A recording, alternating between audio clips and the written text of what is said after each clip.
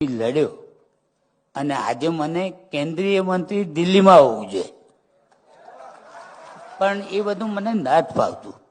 કોઈક લોલા પાપા કરવા, કોઈને ભલામણું કરવી, એ બધું મારો વિષય નથી અને મને ફાવતું બી નથી. કોઈક મને લાઈનમાં ઊભું રહેવું ને કહે ને તો હું ના પાડી દઉં કે ભાઈ એ મારું કામ નહીં, એ તમે તમારું કામ કર્યા કરો, કેમ કે મને નથી ફાવતું આ બધું. અને મને જે કરવાનું જ એ મારા સમાજ હાટુ હું કરું જ, અને બધા સમાજવાળા મારી હારે, પછી મારે શું ટેન્શન? કાંઈ નથી ટેન્શન લેતું. આટલો બીમાર હતો તો હું આવ્યો ને, હું કામ આવ્યો? સમાજ હાટુ, મારા દિવસનો જન્મદિવસ, એટલે હું બધું વિચારીને કરતો રહું છું. પણ આ બધું કરવું નહીં કરવું આ બધું તકદીરની વસ્તુ.